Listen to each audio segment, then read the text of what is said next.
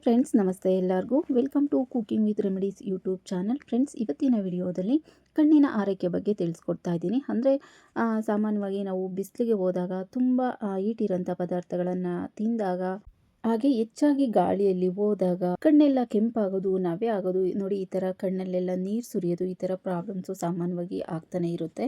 ಚಿಕ್ಕವ್ರಿಗೂ ಆಗುತ್ತೆ, ದೊಡ್ಡವ್ರಿಗೂ ಆಗುತ್ತೆ. ಈ ಥರ ಆದಾಗ ಏನಪ್ಪ ಮಾಡ್ತೀವಿ ಅಂದರೆ ಐ ಡ್ರಾಪ್ ಹಾಕ್ಕೊಳ್ಳೋದು, ಕಣ್ಟೂಬನ್ನು ಇಟ್ಕೊಳ್ಳೋದು, ಅಥವಾ ಯಾವುದೋ ಒಂದು ಆಯಿಂಟ್ಮೆಂಟನ್ನು ಇಟ್ಕೊಳ್ಳೋದು, ಈ ಥರ ಮಾಡಿಬಿಡ್ತೀವಿ.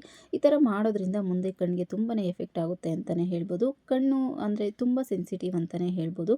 ಹಾಗಾಗಿ ಅದನ್ನು ತುಂಬಾ ಹುಷಾರಾಗಿ ಕಣ್ಣನ್ನು ನೋಡ್ಕೊಳ್ಬೇಕಾಗುತ್ತೆ. ದೇಹದಲ್ಲಿ ಇರುವ ಎಲ್ಲ ಭಾಗಗಳಿಗೂ ಕಣ್ಣು ತುಂಬಾ ಸೆನ್ಸಿಟಿವ್ ಅಂತಲೇ ಹೇಳ್ಬೋದು. ಅಂದರೆ ದೇಹದಲ್ಲಿ ಸೂಕ್ಷ್ಮವಾದ ಭಾಗ ಅಂದರೆ ಕಣ್ಣು ಅಂತಲೇ ಹೇಳ್ಬೋದು. ನೋಡಿ, ಈಗ ನಾವು ಏನಾದರೂ ಸ್ನಾನ ಮಾಡಬೇಕಾದ್ರೆ ಸ್ವಲ್ಪ ಸೋಪು, ಶಾಂಪು, ಸೀಗೆಕಾಯಿ ಈ ಥರ ಹೋಗ್ಬಿಟ್ರೆ ಅಂತೂ ನೋಡಿ ನಾವು ದಿನ ಎಲ್ಲ ಕಣ್ಣೂರಿ ಅಂತ ಉಜ್ಜುತ್ತಿರ್ತೀವಿ. ಈ ಥರ ನೋಡಿ ರೆಡ್ ಆಗಿಬಿಡುತ್ತೆ, ಕಣ್ಣೆಲ್ಲ ನೀರು ಸುರಿತಾ ಇರುತ್ತೆ, ಕಣ್ಣು ಬಿಡೋದಕ್ಕೆ ಆಗಲ್ಲ, ಗಾಳಿಗಂತೂ ಹೋಗೋದಕ್ಕೆ ಆಗಲ್ಲ.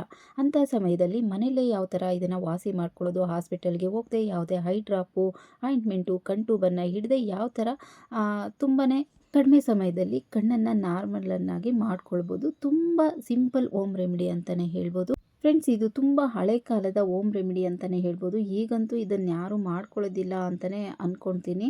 ಸಾಮಾನ್ಯವಾಗಿ ಇದ್ರ ಬಗ್ಗೆ ಯಾರೂ ಗಮನನೇ ಹರಿಸಲ್ಲ. ಐ ಡ್ರಾಪು, ಆಯಿಂಟ್ಮೆಂಟು, ಕಣ್ಟೂಬು ಈ ಥರನೇ ಯೋಚನೆ ಮಾಡ್ತೀವಿ.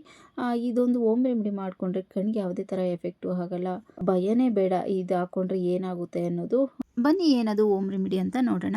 ಮೊದಲನೆಯದಾಗಿ ತಾಯಿಯ ಎದೆ ಹಾಲು. ಫ್ರೆಂಡ್ಸ್, ಇಂದು ನಿಮಗೆ ಎದೆ ಹಾಲು ಏನಾದರೂ ಅವೈಲೇಬಲ್ ಇದೆ, ನಮಗೆ ಸಿಗುತ್ತೆ, ಅಥವಾ ಮನೆಯಲ್ಲಿ ಯಾರಾದರೂ ತಾಯಂದಿರಿದ್ದರೆ ಅವ್ರ ಹತ್ರ 1 ಸ್ಪೂನು ಅಥವಾ 2 ಸ್ಪೂನು ಎದೆ ಹಾಲನ್ನು ನೀವು ಕೇಳಿ ಅವ್ರ ಹತ್ರ ತಗೊಳ್ಳಿ. ಮನೇಲಿ ಯಾರು ಇಲ್ಲ, ಅಕಸ್ಮಾತ್ ಅಕ್ಕಪಕ್ಕ ಮನೆಯವರು ನಮ್ಮ ಜೊತೆ ಕಂಫರ್ಟ್ ಇದ್ದಾರೆ, ನಮ್ಮ ಜೊತೆ ಕ್ಲೋಸ್ ಇದ್ದಾರೆ, ನಾವು ಕೇಳಿದರೆ ಫ್ರೆಂಡು ಅಥವಾ ಯಾರೋ ನಮ್ಮ ಕಸಿನ್ಸು, ಸಿಸ್ಟರ್ಸು ಅಥವಾ ಯಾರೋ ಇರ್ತಾರಲ್ವ, ಅವ್ರೇನಾದರೂ ನಾವು ಕೇಳಿದ್ರೆ ಕೊಡ್ತಾರೆ ಅಂತ ಏನಾದರೂ ನಿಮ್ಗೆ ಅನಿಸಿದ್ರೆ ಅವ್ರ ಹತ್ರ 1 ಸ್ಪೂನ್ ಅಥವಾ 2 ಸ್ಪೂನ್ ಎದೆ ಹಾಲನ್ನು ತಗೊಂಡು ಅದಕ್ಕೆ ಸ್ವಲ್ಪ ಹರಳೆ ಎಣ್ಣೆಯನ್ನು ಒಂದು 2 ಡ್ರಾಪಷ್ಟು ಹಾಕಿ, ಕ್ಯಾಸ್ಟರ್ ಆಯಿಲ್ 1 ಸ್ಪೂನ್ ಹಾಲು ತೊಗೊಂಡ್ರೆ 2 ಡ್ರಾಪಷ್ಟು ಹರಳೆಣ್ಣೆಯನ್ನು ಹಾಕಿ ಅದರಲ್ಲಿ ಚೆನ್ನಾಗಿ ಮಿಕ್ಸ್ ಮಾಡಿ, ಚೆನ್ನಾಗಿ ಬ್ಲೆಂಡ್ ಮಾಡಿ. ಅದನ್ನು ಬ್ಲೆಂಡ್ ಮಾಡುವಾಗ ಕ್ರೀಮಿ ಸ್ಟ್ರೆಚರ್ ಬರುತ್ತೆ, ಲೈಟಾಗಿ ಸ್ವಲ್ಪ ಥಿಕ್ನೆಸ್ ಆಗುತ್ತೆ, ಅಲ್ಲಿವರೆಗೂ ಚೆನ್ನಾಗಿ ಬ್ಲೆಂಡ್ ಮಾಡಿ.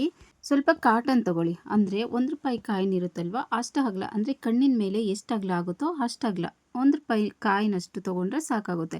ಆ ಕಾಟನನ್ನು ತೊಗೊಂಡು ಅಗಲವಾಗಿ ಮಾಡಿ ಅದರಲ್ಲಿ ಡಿಪ್ ಮಾಡಿ ಕಣ್ಣಿನ ಮೇಲೆ ಮಲಗೋ ಟೈಮಲ್ಲಿ ಹಾಕ್ಕೊಂಡು ಒಂದು 2 ಅವರು ಬಿಟ್ಟು ನಂತರ ತೆಗೀರಿ. ಕಣ್ಣೂರಿ, ಕಣ್ಣಲ್ಲಿ ನೀರು ಬರ್ತಾ ಇದ್ದರೆ, ಕಣ್ಣು ಕೆಂಪಾಗಿದ್ದರೆ, ಅಕಸ್ಮಾತ್ ಕಣ್ಣಲ್ಲಿ ಏನೋ ಬಿದ್ದಿದೆ, ಅದು ಒಂಥರ ನವೆ ಆಗ್ತಿದೆ, ಆ ಥರ ಏನಾದರೂ ಪ್ರಾಬ್ಲಮ್ಸ್ ಇದ್ದಾಗ, ಈ ಥರ ಏನೇ ಪ್ರಾಬ್ಲಮ್ ಇರಲಿ ಈ ಥರ ಹೋಮ್ ರೆಮಿಡಿನ ಮಾಡಿ ಹಾಕ್ಕೊಳ್ಳಿ, ಇಮ್ಮಿಡಿಯೇಟಾಗಿ ವಾಸಿ ಆಗುತ್ತೆ. ತಾಯಿಯ ಎದೆ ಹಾಲು ಸಿಗ್ತಾ ಇಲ್ಲ ಅಂತ ಅಂದರೆ ಸಿಕ್ಕಿಲ್ಲ ಅಂದರೆ ಏನಪ್ಪ ಮಾಡಬೇಕು ಅಂದರೆ, ನಿಮ್ಮ ಮನೆಯಲ್ಲೇ ಡೈಲಿ ಟೀ ಕಾಫಿಗೆ ಯೂಸ್ ಮಾಡ್ತೀರಲ್ವ, ಅದೇ ಹಾಲನ್ನು ತಗೊಳ್ಳಿ, ಕಾಯಿಸಿರೋ ಅಂಥ ಹಾಲನ್ನು. ಅದೇ ಹಾಲನ್ನು 1 ಸ್ಪೂನ್ ಅಥವಾ 2 ಸ್ಪೂನ್ ತೊಗೊಂಡು ಅದರೊಳಗಡೆ ಹರಳೆಣ್ಣೆನ, ಕ್ಯಾಸ್ಟರ್ ಆಯಿಲನ್ನು ಹಾಕಿ ಮಿಕ್ಸ್ ಮಾಡಿ ಚೆನ್ನಾಗಿ ಬ್ಲೆಂಡ್ ಮಾಡಿ, ಅದನ್ನು ಸೇಮ್ ಮೆಥಡಲ್ಲೇ ಈ ಥರ ಮಾಡಿ ಇಟ್ಕೊಳ್ಳಿ. ಕಣ್ಣಿನ ಮೇಲೆ ಮಲಗೋ ಟೈಮಲ್ಲಿ ಎಷ್ಟೇ ರೆಡ್ ಆಗಿದ್ರೂ ಕಣ್ಣು ಕಲರ್ ಚೇಂಜ್ ಆಗುತ್ತೆ, ಅಂದರೆ ವೈಟ್ ಕಲರ್ ನಾರ್ಮಲ್ ಕಲರ್ಗೆ ಚೇಂಜ್ ಆಗುತ್ತೆ. ಹಾಗೆ ಕಣ್ಣಿಗೆ ತುಂಬ ತಂಪು ಕೂಡ ಆಗುತ್ತೆ. ಹಾಗೆ ರೆಡ್ ಆಗಿದ್ದರೆ, ನೀರು ಸುರಿತಾ ಇದ್ದರೆ, ಕಣ್ಣಲ್ಲಿ ಗೀಜು ಬರುತ್ತೆ ಅಂತಾರಲ್ವ, ಅದು ಬರ್ತಾ ಇದ್ದರೆ, ಇದಕ್ಕಿದ್ದಂಗೆ ಕಣ್ಣು ಬರೋದು ಅದೆಲ್ಲ ವಾಸಿ ಆಗುತ್ತೆ. ನಾವು ವಾರಕ್ಕೊಂದ್ಸಾರಿ 15 ದಿನಕ್ಕೊಂದ್ಸಾರಿ ಮಾಡ್ಕೊಳ್ಳೋದ್ರಲ್ಲಿ ಏನೂ ತಪ್ಪಿಲ್ಲ. ಇನ್ನು ಕಣ್ಣು ಹೆಲ್ದಿಯಾಗಿ ಇರುತ್ತೆ, ಬೇಗ ಅವಾಯ್ಡ್ ಆಗುತ್ತೆ ಅಂತಲೇ ಹೇಳ್ಬೋದು. ಆದರೆ ಈ ಥರ ಪ್ರಾಬ್ಲಮ್ ಇದೆ ಅಂದಾಗ ಅಲ್ಲದೆ ಇಲ್ಲದೇ ಇರುವಾಗೂ ಕಣ್ಣಿನ ಆರೈಕೆಯನ್ನು ಈ ಥರ ಮಾಡ್ಕೊಳ್ಬೋದು. ಈ ಥರ ಮಾಡ್ಕೊಳ್ಳೋದ್ರಿಂದ ಕಣ್ಣು ನವೆ ಬರೋದು, ಕಣ್ಣು ನೋವು ಬರೋದು, ಕಣ್ಣು ಮಂಜಾಗೋದು, ಈ ಥರ ಎಲ್ಲ ಫಸ್ಟೇ ನಾವು ಅವಾಯ್ಡ್ ಮಾಡ್ಕೊಳ್ಬೋದು ಅಂತಲೇ ಹೇಳ್ಬೋದು. ಹಾಗೆ ಮನೆ ಮದ್ದಾಗಿರೋದ್ರಿಂದ ಯಾವುದೇ ಥರದ ಸೈಡ್ ಎಫೆಕ್ಟು ಇಲ್ಲ, ಹೆಲ್ದಿಯಾಗೂ ಕಣ್ಣನ್ನು ಇಟ್ಕೊಳ್ಬೋದು ಅಂತ ಹೇಳ್ತಾ, ಫ್ರೆಂಡ್ಸ್, ಈ ಟಿಪ್ಸ್ ನಿಮಗೆಲ್ಲ ಇಷ್ಟ ಆಗಿದೆ ಅಂತ ಅಂದ್ಕೊತೀನಿ. ಇಷ್ಟ ಆದರೆ ಪ್ಲೀಸ್ ಒಂದು ಲೈಕ್ ಮಾಡಿ, ಹಾಗೆ ನಿಮ್ಮ ಫ್ಯಾಮಿಲಿ ಫ್ರೆಂಡ್ಸ್ಗೂ ಶೇರ್ ಮಾಡಿ, ಹಾಗೆ ಸಬ್ಸ್ಕ್ರೈಬ್ ಮಾಡ್ಕೊಂಡು ಸಪೋರ್ಟ್ ಮಾಡಿ ಮತ್ತಷ್ಟು ಮಾಹಿತಿಗಾಗಿ. Thank you for watching.